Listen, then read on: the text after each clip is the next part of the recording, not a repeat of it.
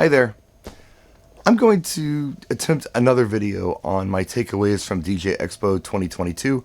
I attempted a live stream yesterday from Newark Airport, and it was very choppy. I went back and looked at it, and a lot of stuff just wasn't there. And, I was standing outside, wasn't very well prepared. I've made some notes. I can kind of glance over the screen and see some things I do want to talk about, things that happened at DJ Expo 2022. Because I did a video, I think it was last week, where I was asking the question, is it still worth it to attend a DJ convention?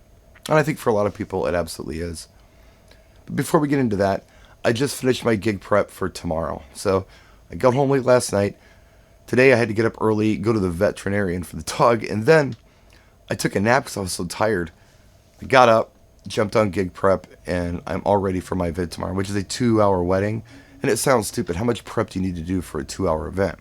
Well, I'm doing everything that I consider the hard stuff, which is the grand entrance, announcing the wedding party, cake cutting, toasts and speeches, first dance, father-daughter, mother-son, those type of things.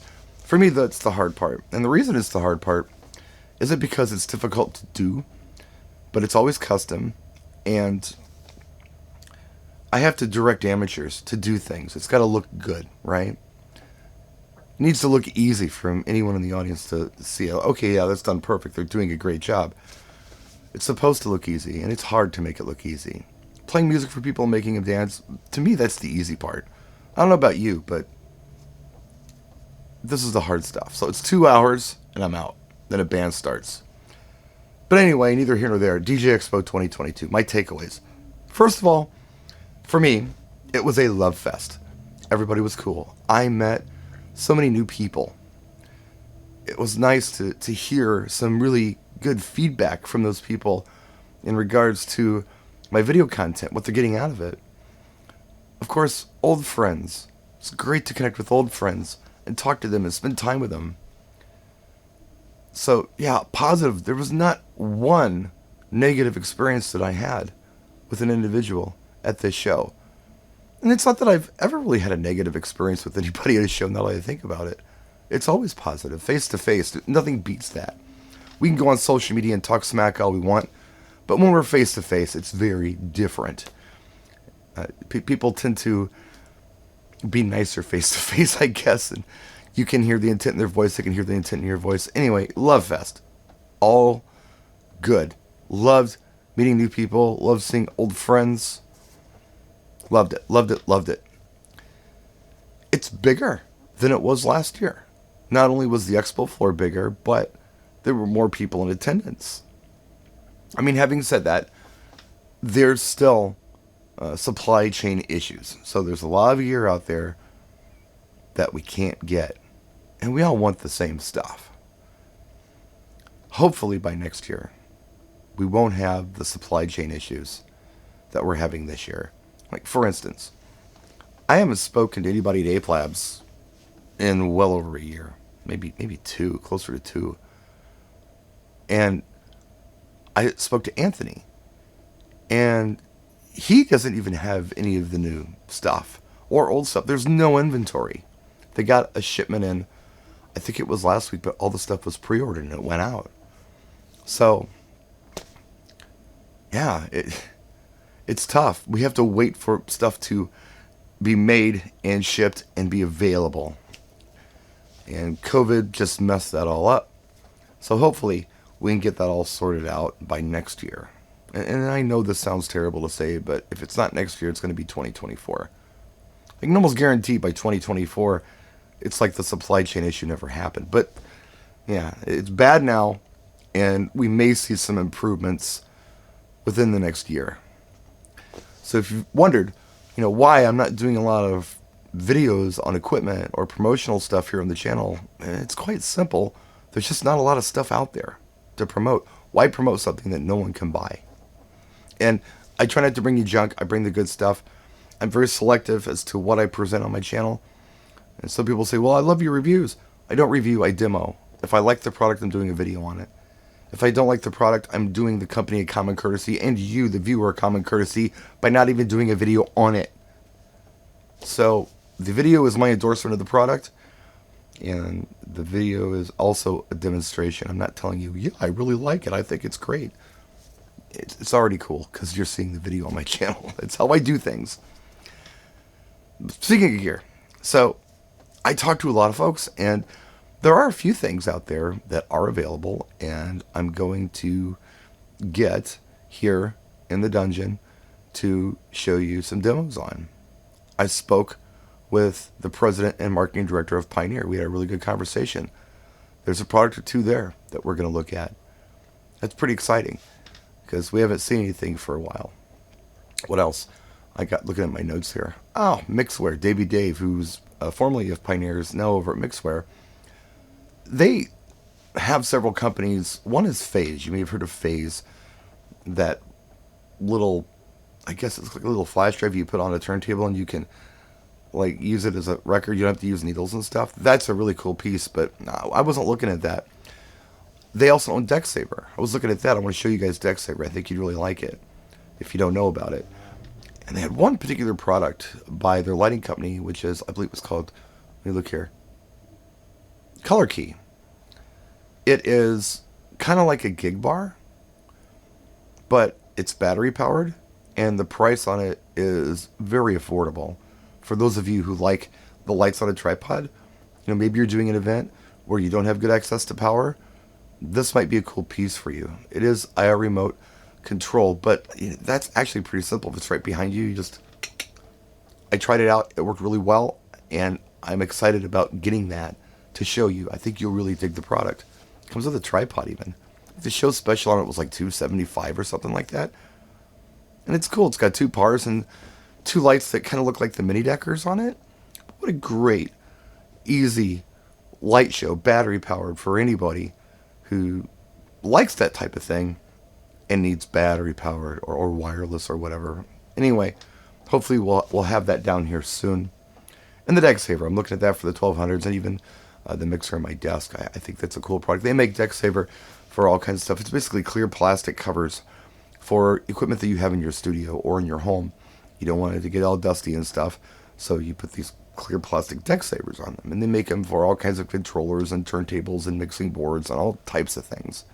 So hopefully we'll get some of those down here. I'll put those on the desk and use them on the desk and save my real 1200 covers for, I don't know, the Smithsonian Museum someday, because you just can't find those things. Let's see, who else did I talk to? Oh, Nick at Promo Only. We're actually talking about doing a series of videos on how to use Pool and how to sort through all that music that comes through every month, and some subscription options for legally obtain music for you as a DJ. He might even come to Wisconsin for this. We'll see. We'll talk about maybe some times that work out for both of us. But Nick's very interested in doing this. Again, it's something we've been talking about for a long time, but he's ready to do this, and I'm ready to do this, so we're going to try to move forward with it. And I spoke with Nick at a dinner that we had with Michael from Vibo, who, by the way, thanks all of you for your response on the Tuesday DJ Gig Tips, all your likes and comments on those.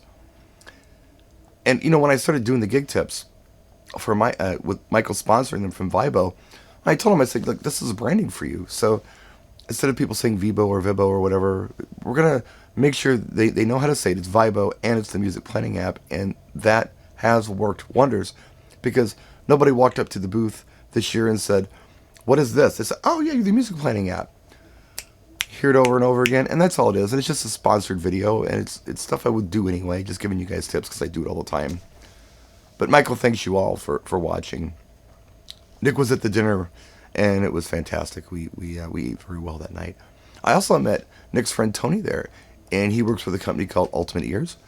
That's some interesting stuff. Custom earbuds that aren't necessarily for listening to tunes, but they are for keeping harsh sounds out of your ear. You can still hear things, but it's filtering out the bad stuff. Yeah, I don't know. I got to learn more about this stuff, but it's custom. They fit them kind of like you get a hearing aid, and it's ear protection. And that's a good investment, It's a real good investment to protect your ears, because you're going to need those if you're going to be a DJ for a while. Or if you're going to be alive for a while, you're going to need to protect your hearing. I feel like I've done pretty well for a 51-year-old guy, but you can never be too careful. Oh, yeah. Gabe at ProX, who's been a friend of mine for many years. We've just never gotten anything going together. We always say we're going to, and we just don't. So I think Gabe and I are going to try to make an effort to get something going, get some product out there for you guys to see. He has some things that he thinks, I might be able to turn you guys on to that you might like. I'm going to have a look at it myself. Again, like I said, I'm only going to show things on the channel that I like. Gabe has a lot of cool stuff, though. And there's a new table that he's going to be bringing out. I mentioned it, I think, in a video. Well, maybe in the live stream I did. It's pretty neat. It's actually a table that's being made over in Europe, but he's going to be the U.S. distributor of it. It's metal. It folds up quick. It's neat. And that's not coming out until December, though, so that's nothing we need to talk about right now. Yeah, it was a good show. I had a lot of fun. I do have one gripe with the folks who are running DJ Expo. It's a minor thing, but I'm finding it annoying. I've been going to the show since 2008. The only year I didn't go was 2020 when they didn't have it. And, sometimes you get these little pass vouchers. You get access. Maybe it's Expo only or full access or whatever it happens to be. And you give it to registration. And every year they give you this little index card and this little disposable pencil to give your name and address and phone number and email and mother's maiden name and all this crap. Now, doing it once I get. Doing it every time that you show up at this convention, that's a little much. And I'm thinking to myself, you guys can't database this stuff. I can't just give you the pass and tell you who I am and show you some ID and you're like, hey, welcome back for the 14th time. No, every time they want this thing filled out. And I think that's sloppy. I think they ought to do something about that.